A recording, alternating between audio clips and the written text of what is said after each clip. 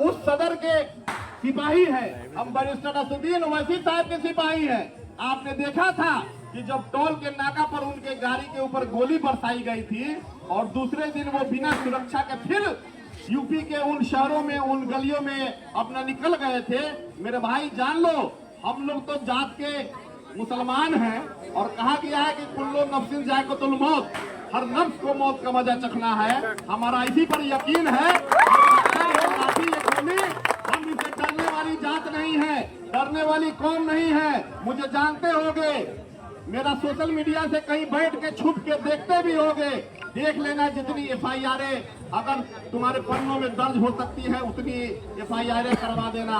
जितनी गोलियां तुम्हारे ये जो गुंडे लेकर के घूमते होंगे उतनी गोलियां हम लोगों के सीने पर चलवा देना। लेकिन राणा रंजीत के ऊपर एक खरोच भी आया तो ऑल इंडिया मजलिस इत्तेहादुल मुस्लिमीन का एक एक सिपाही तुम्हारे घर के आगे आकर के बैठ जाएगा धरने पर। जैसे ये कायराना हरकत है। अरे अपने आप को अगर लीडर कहते हो, अपने आप को अगर नेता कहते हो तो लोकतंत्र को मानना होगा, बाबा साहेब के उस संविधान को मानना होगा कि जिसके तहत पूरे हिंदुस्तान का कानून चलता है। हम अपना प्रचार कर रहे हैं, हम अपनी पार्टी का प्रचार कर रहे हैं, हम अपने लोगों के साथ जनता के आगे वोट मांग रहे हैं, तो सिर्फ हम ही से तुमको तकलीफ है, हम ही से तकलीफ है। ये तुमने साबित कर दिया कि तुम्हारी लड़ाई किसी और से नहीं है। तुम्हारी लड़ाई अगर है तो बैरिस्टर असदुद्दीन ओवैसी के सिपाही राणा रंजीत से तुम्हारी लड़ाई साबित कर दिया मेरे भाई। और आज ऐसी कायराना हरकत, मैं कहीं बैठा था, मीटिंग में बैठा था, अपने क्षेत्र के लोगों के साथ, अपने कार्यकर्ताओं को ये यकीन दिलाने बैठा था कि भले किसी ने साजिशन मेरा नामांकन रद्द करवा दिया, लेकिन तुम्हारा नेता तुम्हारे बीच है और इंशाअल्लाह अगले 5 सालों तक उसी मजबूती से आवाज उठाता रहेगा जो पिछले 5 सालों से हम लोगों ने तुम्हारे बीच आवाज उठाई। हमारा नामांकन रद्द हो गया। जानते हैं जितने पटाखे दिवाली में नहीं फूटे, उससे ज्यादा उन बदमाश लोगों ने हमारे कार्यकर्ताओं के घर के आगे फोड़ा है और ये साबित कर दिया है कि उनकी लड़ाई कभी NDA से थी ही नहीं, उनकी लड़ाई थी ऑल इंडिया मजलिस इत्तेहादुल मुस्लिमीन से। ये हमारी ताकत थी, हमारी 5 सालों की मेहनत का नतीजा था। भले तुमने हमारी नामांकन को साजिश के तहत रद्द कर दिया, लेकिन हम अपनी आवाम के बीच कल भी थे, आज भी है और क़यामत की सुबह तक रहेंगे। ये जो मेरा भाई बैठा है, मैंने जैसे सुना कि अरे राणा रंजीत साहब की प्रचारकारी पर हमला, उनके कार्यकर्ताओं पर हमला, उन्होंने ये समझ लिया कि शेर अकेला है। शेर अकेला नहीं है, अभी उसका भाई अभी जिंदा है, टाइगर अभी जिंदा है, अकेला नहीं है। ये मत समझना कि राणा रंजीत को हम यहाँ अगर बेचैन कर दें और डॉक्टर शमीमुल हक कहीं और बेचैन है। राणा रंजीत को अगर 2 बजे रात को भी खून की जरूरत होगी तो हमारा लहू का एक एक कतरा उसके जिस्म में जाने की, ये आपकी भूल है महाशय। हम लोग तो समझते थे कि आप लोग पढ़े लिखे लीडर हैं और पीठ पीछे कहते भी थे कि भले हमारी विचारधारा नहीं मिलती हो, लेकिन हम लोग जानते हैं कि आप एक शिक्षित आदमी हैं। लेकिन आज आपने जो हरकत कर दी, आज हमको लगता है कि वाकई अगर आपने कहीं शिक्षा लिया है तो आपकी शिक्षा में कहीं न कहीं कमी रह गई है। शायद आप स्कूल की किताबों के साथ साथ भारत के संविधान को पढ़े होते, बाबा साहेब की उस लोकतंत्र की खूबसूरती को पढ़े होते, जो हमें ये आजादी देती है, हमें बोलने की आजादी देती है, हमें अपने पार्टी के प्रचार करने की आजादी देती है, अपनी बातों को जमहूरी तरीके से रखने की आजादी दी है। महाशय, ये शर्म की बात है। अब भी वक्त है, अब भी वक्त है, सुधर जाइए। और आपने अगर काम किया होगा, आप अगर जनता के बीच गए होंगे तो जनता बेशक आपको वोट देगी, लेकिन काम नहीं किया होगा तो इन पत्थरों से डरने वाली कौम और इन पत्थरों से डरने वाले सिपाही ऑल इंडिया मजलिस इत्तेहादुल मुस्लिमीन के हो ही नहीं सकते, हो ही नहीं सकते। ये वो दीवाने हैं। तुम में अगर दम है तो मैं कहता हूं कि जनरल डायर के तरह तुम जलियांवाला बाग भी अगर कर दोगे तो हमारे सिपाहियों के सीने पर गोली मिलेगी, पीठ पर कहीं गोली नहीं। आज मैंने सुना, मुझे बेहद दुख हुआ, मुझे बेहद ये हुआ। ढाका से मेरा बरसों से रिश्ता है, इस गांव से मेरा बरसों से रिश्ता है और एक एक घर से मेरा रिश्ता है। मुझे दुख हुआ कि ढाका की इस खूबसूरत बाग को, इस खूबसूरत गुलदस्ते को अगर किसी ने ममोड़ने की कोशिश की तो ये न सिर्फ राणा रंजीत की आजादी पर, उसकी अभिव्यक्ति पर, लोकतंत्र पर भी हमला है, और ये ढाका की एक जनता पर हमला है कि ढाका में कोई आदमी दूसरा लीडरशिप लेकर के नहीं आए, दूसरी क़यादत की बात नहीं करे, कोई हिंदू मुसलमान का साथ देने नहीं आए, कोई हिंदू अगर सर पे टोपी लगा करके ये निकलता है कि मैं अगर किसी मुसलमान भाई की रक्षा के लिए, हिफाजत के लिए, उसके हकूक के लिए, उसके हक के लिए आवाज उठाता हूं। आपने ढाका की हिंदू मुस्लिम एकता पर हमला किया है, आपने भारत के संविधान पर हमला किया है, आपने ढाका की खूबसूरती पर हमला किया है। अब भी वक्त है, मैं अंतिम चेतावनी देने आता हूं कि अगर हमारी गाड़ियों को आप भले फाड़ दीजिए, हमारी मोहब्बत को इस आवाम के दिल से कैसे फाड़ोगे, ये भी हम लोग आने वाले 11 नवंबर को का बदला 100 वोट से आपसे लेगी इंशाअल्लाह।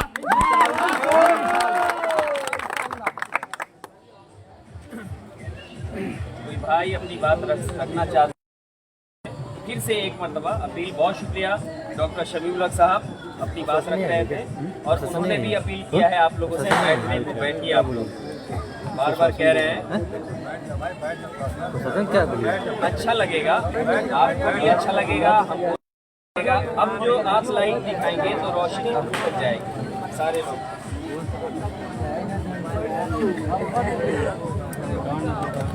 हम जिस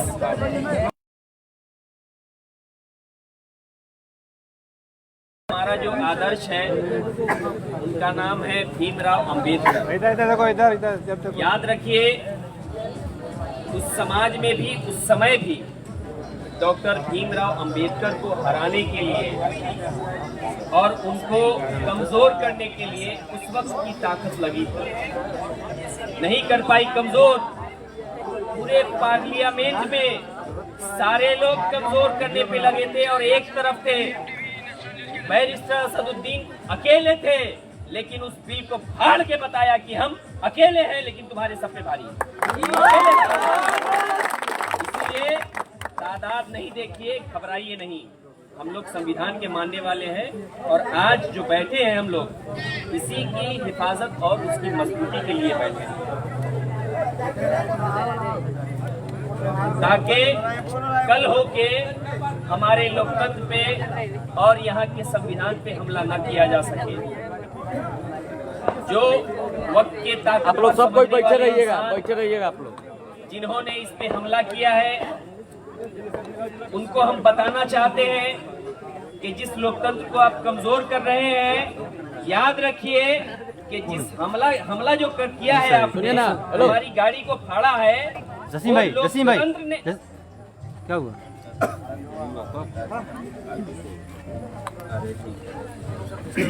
लाइट में शांतिपूर्वक तरीके से बैठ अपना काम करिए, हम लोग अपना काम करने दीजिए, हम लोग कोई आवागमन बाधित नहीं कर रहे हैं, किसी को कुछ परेशानी नहीं कर रहे हैं।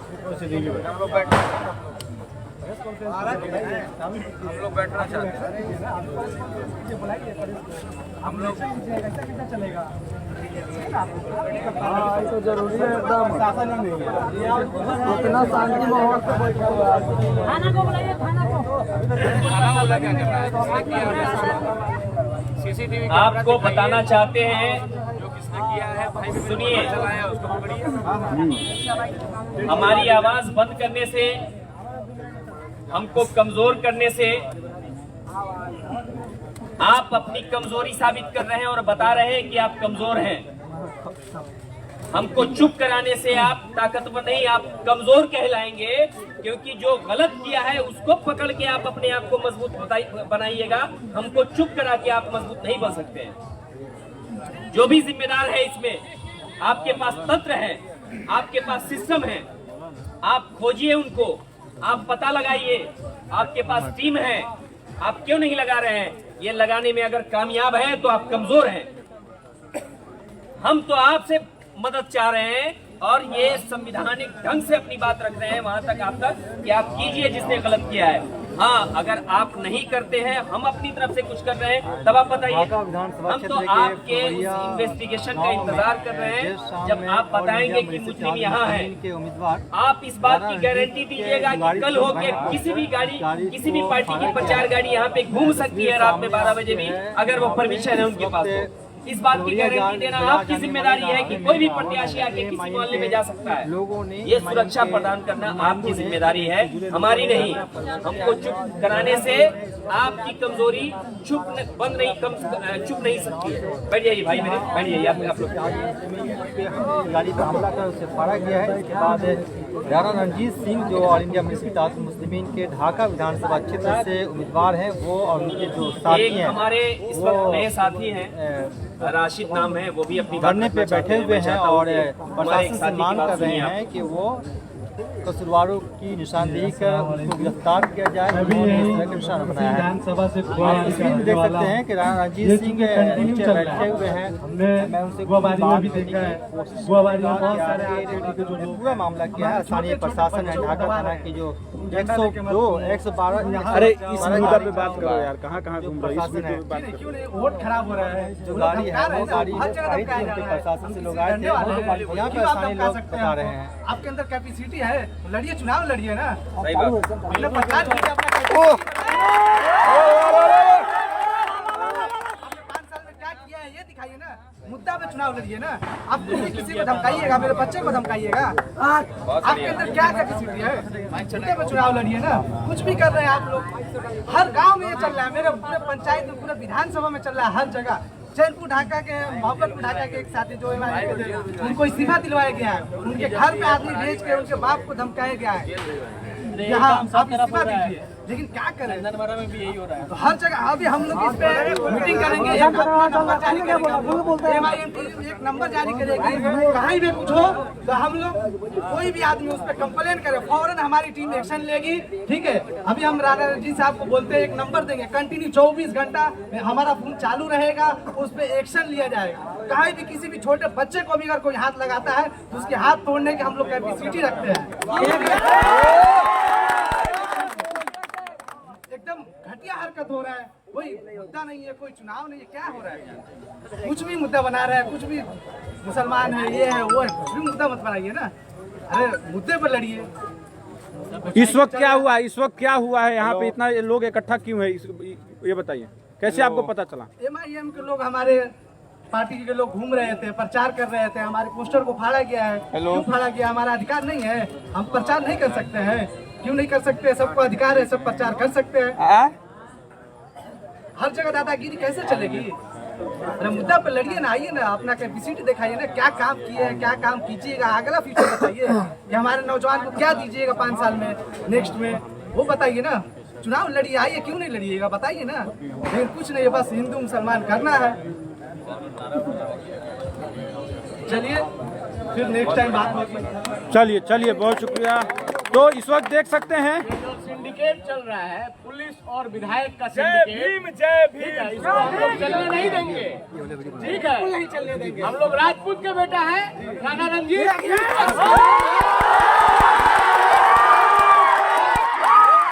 राणा रणजीत उस शख्स का नाम है जिसके पिताजी ने इंदिरा गांधी जी को काला झंडा दिखाने का काम किया था। मैं चैलेंज देता हूँ विधायक जी को, मैं चैलेंज देता हूँ विधायक जी को कि वो आए। पुलिस प्रशासन का काम क्या है? कानून का व्यवस्था बनाना, कानून के दिए हुए आदेशों का पालन करना। क्या यहाँ कुर्की जब्ती किया गया है? जिसका कोर्ट ने आदेश दिया है उसका कुर्की जब्ती किया गया है? किया गया है? कहाँ है विधायक जी? कहाँ है विधायक जी? विधायक जी कहाँ है? क्यों नहीं कुर्की जब्ती कराते हैं? सदन में खड़ा होकर बोलते हैं स्वर्ण प्रभात 1000 कुर्की जब्ती कर दिया। वही स्वर्ण प्रभात के साथ आप सिंडिकेट बनाए हुए हैं क्या? आपका सिंडिकेट चल रहा है विधायक जी, आपका सिंडिकेट चल रहा है। आपके विधानसभा में सबसे ज्यादा कमीशन खोरी किया जाता है। आपके विधानसभा में सबसे ज्यादा कमीशन खोरी किया जाता है, ठीक है? हम लोग बोलते नहीं है, इसका मतलब ये नहीं कि हमारे हाथ में चोरी है।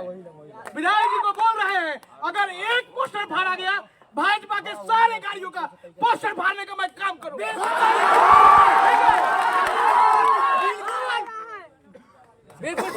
ओ सर एक मिनट दिए उनको उनको उनको दिए ना। ओ सर क्या नाम है आपका, क्या नाम है आपका? मेरा नाम सचिन सिंह है।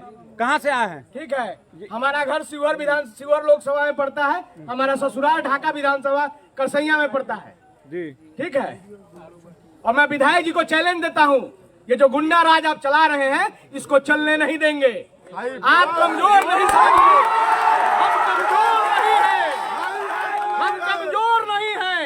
राजपूत के बेटा है, राजपूत के बेटा है, जो कहते हैं वो करते हैं। हम अपने प्राण, अपने वचन के आगे अपने प्राण को निछावर करने का काम करते हैं। विधायक जी का आपका गुंडागर्दी नहीं चलेगा, आपका गुंडागर्दी नहीं चलने देंगे, आपका गुंडागर्दी बिल्कुल नहीं चलेगा। तो इस वक्त जो है देख रहे थे धीरे धीरे जो है ये मामला जो है यहाँ तक पहुँचा के धीरे धीरे जहाँ तक वो पता चला है कि AIMIM के प्रचार गाड़ी को जो है तोड़फोड़ किया गया है, उसको निस्तो नाबूद करने की कोशिश की गई है। राणा रणजीत जी को कहीं ना कहीं से जैसे तक चोट देने की कोशिश की गई है। तो जैसे जैसे इनके लोगों को पता चल रहा है, यहाँ पे राजपूत समाज के लोग भी पहुँचे हैं और धीरे धीरे संविधान जिंदाबाद, धीरे धीरे भारत का संविधान जिंदाबाद, जय जय जय जय जय भीम, जय जय जय जय जय भीम। जी अभी हम एक और बात बोलना चाह रहे हैं। ढाका के थाना अध्यक्ष जो है वो किसी और को भेज रहे हैं, वो खुद आए ना यहाँ का प्रेस कॉन्फ्रेंस करें, पब्लिक को बताए क्यों नहीं आ पा रहे हो। प्रेस कॉन्फ्रेंस करके चेताए लोग को, कौन है पत्थरबाजी कर रहा है, कौन है गोलीबारी कर रहा है। प्रेस कॉन्फ्रेंस करे ना, आए ना, सामने आए ना, जवाब देना क्या क्यों ऐसा हो रहा है। प्रशासन घर पे बैठ के क्या कर रहे हैं, आना चाहिए ना, यहाँ पे आइए, फ्रंट पे आइए, सामने आइए, जवाब दीजिए ना, प्रेस कॉन्फ्रेंस कीजिए, चिताइए, अपनी टीम को पूरा रवाना कीजिए, घुमाइए, गश्ती करवाइए, तब न दहशत होगा। क्या थाना में बैठ के क्या होने वाला, कुछ नहीं होने वाला। आइए रोड पे आइए ना, जमीन पे आइए ना, कुछ नहीं हो रहा है। ऑफिस से बैठ के क्या आदेश दीजिएगा। आप स्टाफ भेज के पूरा ज्यादा फोर्स भेजिए ना, जितना जरूरत है भेजिए, बढ़ाइए, मंगाइए, जिला से मंगाइए, DM साहब से बोलिए। थोड़ा नेताजी को माइक दीजिए।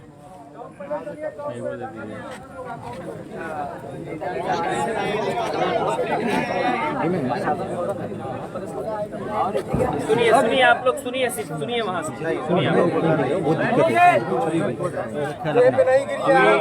लोग।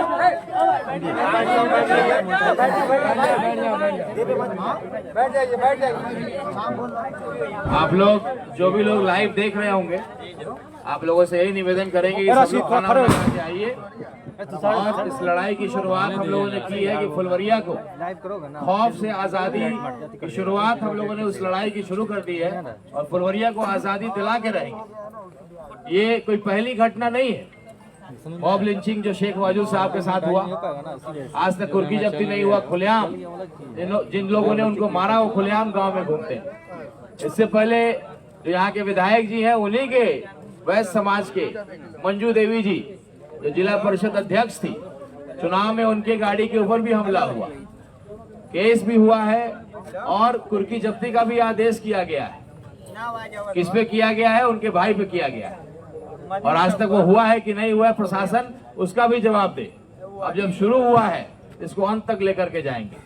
बहुत दिन तक हम लोगों ने इसको देखा, सुना, लगा कि प्रशासन अब ठीक हो जाएगी। अब केवल हिसाब इस पोस्टर का नहीं होगा, फुलवरिया का जो आतंक है, विधायक का, विधायक के रिश्तेदारों का, इस आतंक से आजादी दिलाने का काम करेंगे। और इस आजादी की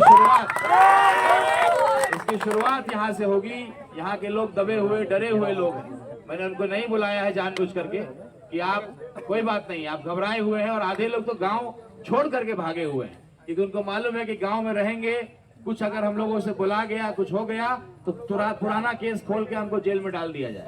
तो ये FIR का खौफ बच्चियों पे, 15 साल की बच्चियों पे केस कराया गया है। प्रशासन अगर प्रेस कॉन्फ्रेंस कराने की बात मेरे भाई कर रहे हैं तो पूरा दूध का दूध और पानी का पानी हो।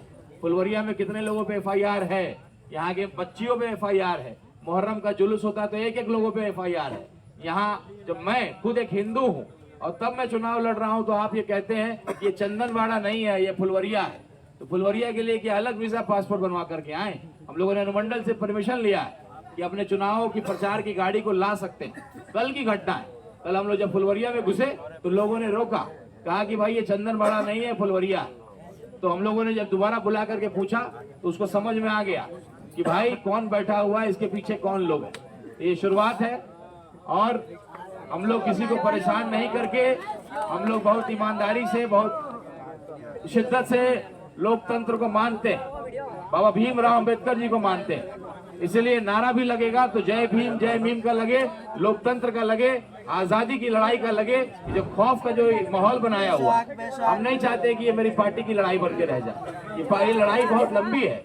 ऐसे तमाम जो लोग, जो दबंग लोग हैं, कोई कमजोर व्यक्ति अगर चुनाव लड़ेगा तो उसका प्रचार गाड़ी नहीं घूमेगा। कोई कमजोर व्यक्ति अगर चुनाव लड़ेगा तो उसको आप रोक करके उसको मारिएगा, उसको गाली दीजिएगा, उसको डराइएगा। ये लोकतंत्र है। आप कहते हैं कि जंगल राज हटा दिया, ये भाजपा वाले कहते हैं कि भाई हम जो है सुराज, क्या बोलते हैं, ये सुशासन का राज है। ये सुशासन का राज है कि जब कोई प्रचार करने कोई उम्मीदवार आएगा तो उसकी गाड़ी को तोड़िएगा, उसके ड्राइवर को मारिएगा, उसके लोग जब आएंगे तो उसके ऊपर पत्थर चलाइएगा। मेरा भाई यहाँ राशिद खड़ा है, देखिए इसके चेहरे को। अगर किसी को शक है कि ये पट्टी नकली आए, खोल के देख ले। किसी को अगर लगे, इसका वीडियो भी है, इसका वीडियो भी बना हुआ है। जैसे ही आया इसके ऊपर पत्थर चलाया गया, लेकिन मैंने अपने सिपाहियों को बोला कि नहीं, हम लोग लोकतंत्र और बाबा साहब के सिपाही हैं, बैरिस्टर असदुद्दीन ओवैसी साहब के सिपाही हैं। हम लोग को जो सिखाया गया है, जो हमारा संस्कार है हमारी पार्टी का, हम उसको नहीं छोड़ेंगे, लड़ेंगे, ईमानदारी से लड़ेंगे। लोकतंत्र ने जो ताकत दिया है, भीमराव अंबेडकर जी ने जो ताकत दिया है, उस ताकत का हम इस्तेमाल करेंगे और इनको बताएंगे। और जो यहाँ के दबंग लोग हैं, हमारे भाई ने बड़ा अच्छा एक जवाब दिया कि एक एक पोस्टर जो फटा है उसका गुस्सा जो है 1000 वोट से बदला लेकर के हम लोग देंगे। एक पोस्टर के बदले 1000 वोट हम लोग MIM को, जिसका पोस्टर फाड़ा गया है उसका बदला लेकर के हम लोग चुकाएंगे। मैदान साफ हो चुका है, विधायक जी का मैदान साफ है, इसलिए घबराहट हो रही है। कुछ लोग कहते थे कि हम बी टीम वाले लोग हैं। देखिए बी टीम वालों ने क्या किया है आज दिन का, और यहीं तक गाड़ी रुकेगी नहीं, एक शुरुआत है। आप लोग सब लोग यहाँ जानते हैं, किसी की बोलने की हिम्मत नहीं थी। जो इन्हीं के समाज के मंजू देवी जी के ऊपर, गाड़ी के ऊपर जो शीशा फोड़ा गया, पथराव किया गया, हमला किया गया, उसका आरोपी कौन है?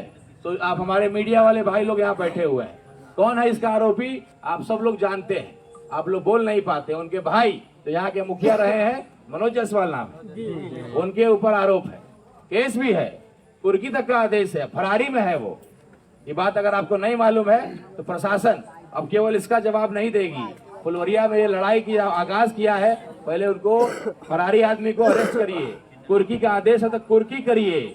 हमारे भतीजा बोल रहे थे बहुत अच्छा कि प्रिंस जी सचिन बाबू कि भाई आप तारीफ करते हैं कि स्वर्ण प्रभा जी कुर्की मास्टर है, कुर्की बहुत अच्छा करते हैं, बहुत ईमानदार है। तो आइए, कुर्की किसका किसका आदेश निकला है पता लगाइए पत्रकार भाई। कुर्की अगर आदेश निकला हुआ है उनके भाई का तो कुर्की जब्ती हो, फुलवरिया में कुर्की जब्ती हो। और आतंक जो बना हुआ है, केस थाना मुकदमा का डर दिखाते हैं। आइए आपको लोकतंत्र का ताकत दिखाते हैं कि केस आपके ऊपर भी हो तो आपको भी जो है भोगना पड़ेगा, भुगतना पड़ेगा। इसकी शुरुआत होगी, ये लड़ाई लंबी है, हम लोग किसी को परेशान नहीं करेंगे।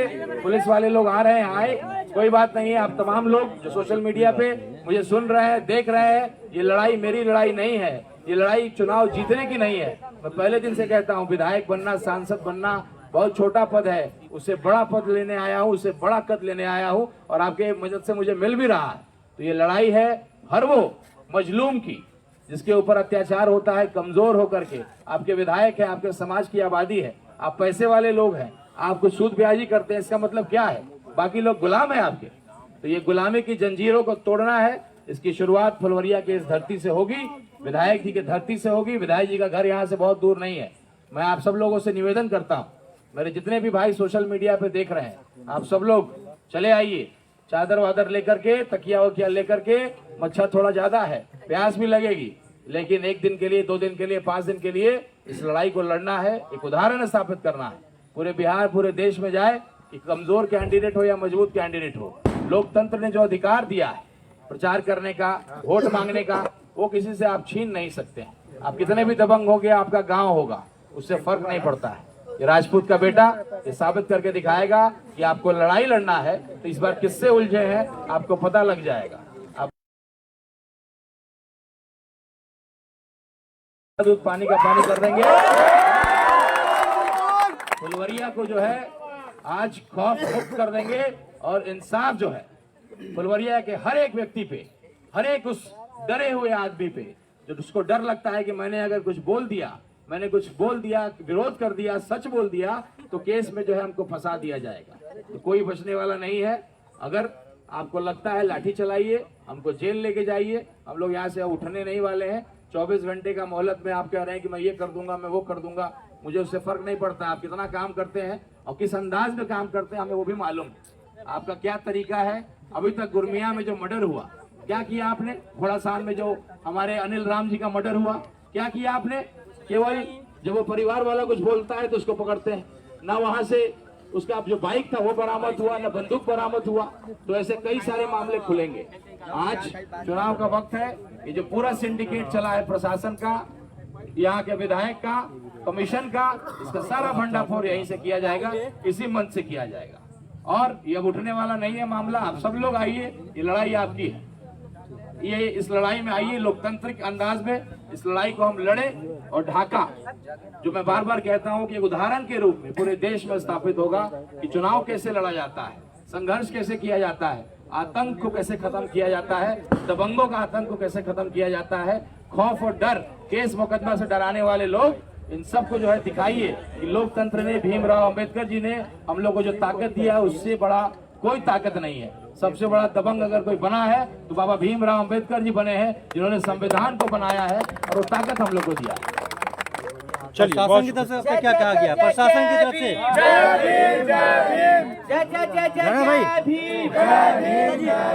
प्रशासन की तरफ से क्या कहा गया? कब तक आप लोग का धरना होगा? अगर प्रशासन कब तक क्या आपका रहेगा? उनको माइक रहेगा क्या? देखिए, प्रशासन प्रशासन का कुछ सूचना आई है कि नहीं? एक बोले जी। हाँ। प्रशासन ये चाहती है कि गर्म माहौल को ठंडा कर दिया जाए। 48 घंटा उनको दीजिए ना, 24 घंटा 48 घंटा ऐसा कर देंगे, वैसा कर देंगे। तो ऐसा है कि घंटों में जो बात कर रहे हैं ना, वो बताइए।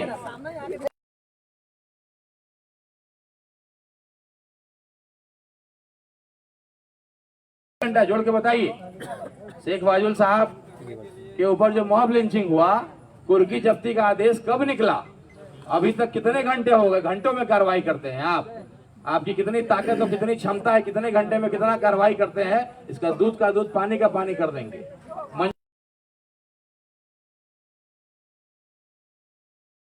उस केस का क्या हुआ? कितने घंटे हो गए, कितने साल हो गए, कौन कौन आरोपी है, क्यों कुर्की नहीं हुई?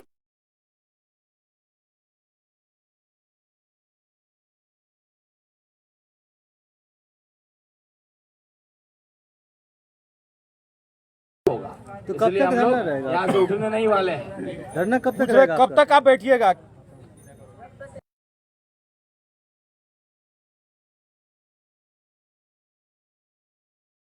और केस मुकदमा में जो लोगों को फंसाया गया है उसका इंसाफ होगा। लोगों से राय करेंगे। ये मेरा अकेले का निर्णय नहीं है, कोई फैसला मैं अकेले नहीं लेता हूँ। मेरे गार्जियन बैठे हुए हैं, मेरे अभिभावक, मेरे भाई बैठे हुए हैं, सबका निर्णय होगा। और अभी डरे हुए लोग फुलवरिया के धीरे धीरे वो भी आना शुरू कर दिए हैं। उनको लगने लगा है कि अब वक्त आ गया है बदलाव, प्रशासन की तरफ से वक्त आ गया है कि यहाँ के जो दबंग लोग हैं अब उनके दरवाजे के पास, उनके सामने बैठ करके उनकी दबंगई को ठीक कर देंगे। क्या वरीय पदाधिकारियों से कुछ बातचीत हुई है रंजीत जी? हाँ, वही घंटा में दे रहे, 24 घंटे में हम ऐसा कर देंगे, वैसा कर देंगे। ऐसे कितने घंटे हम लोगों ने सुना है, कैसा देखा? क्या भरोसा नहीं है? ये मनोबल जो बढ़ाया प्रशासन ने बढ़ाया है। ये मनोबल कैसे बढ़ गया? कैसे कोई 7-8 बजे जाकर के किसी को जो है खुलेआम 8 आदमी 9 आदमी मिलकर के मॉब लिंच कर देता है? कैसे कर देता है? मनोबल बढ़ाया गया है। चचा विधायक है हमारे, भैया विधायक है हमारे, यही है ना, इसीलिए ना मनोबल बढ़ा हुआ है। अभी दिखाते हैं कि कितना ताकत आपके पास है और लोकतंत्र के पास कितना ताकत है। कुर्की जब्ती कराने का बड़ा आपके पास ताकत है, केस कराने का बड़ा ताकत है। तो आइए देखते हैं। केस और लोकतंत्र किसी के लिए झुकता नहीं है। जो बना हुआ नियम है उसको करना पड़ेगा। थोड़े दिन तक आप दबा सकते हैं, लेकिन जिस दिन मेरे जैसा एक दीवाना चला आया, इसको कोई डर नहीं, कोई भय नहीं है, उस दिन आपको जो है आपका औकात दिखाने का काम हम लोग कर देंगे। कब तक धरना पे बैठे रहेंगे रंजीत जी आप? ये चलता रहेगा जब तक फुलवरिया को आजाद नहीं करेंगे।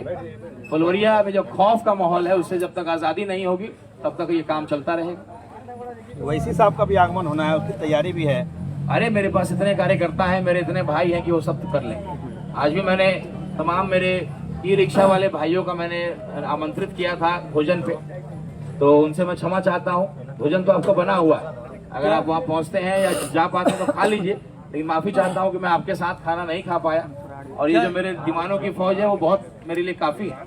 क्या इसकी अगर मुझे जानकारी जेल भी जाना आपको दी पड़े गई क्या? यहाँ से उठाने के लिए तो ले जाए, मुझे कोई दिक्कत नहीं है। कार्यक्रम भी होगा और उनका भाई चुनाव भी जीतेगा। इसकी जानकारी वैसे आपको दी गई क्या आपकी तरफ से किसी तरह की?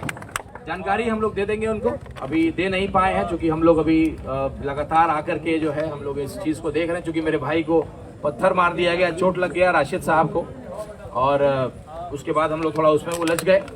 हम लोग उनको भी खबर करेंगे, सूचना देंगे। हमारे प्रेरणा और हम लोग की ताकत बैरिस्टर साहब हैं और निश्चित रूप से हम लोग उनको जानकारी देंगे। हमारे जिला अध्यक्ष जी उनसे बात कर रहे हैं और उनको जानकारी देंगे। और इस कार्यक्रम को जो है जब हम लोग करेंगे तो इसकी चर्चा भी वो करेंगे। फुलवरिया में जो आतंक है, देश मुकदमा का डर का आतंक है, उससे हम लोग निजात दिलाने की लड़ाई को लड़ने वाले हैं। उसको लेकर के भी हमारे ओवैसी साहब अपने मन से कॉपीराइट आ जाएगा भाई, कॉपीराइट आ जाएगा। माइक अलग रखिए, माइक अलग रखिए।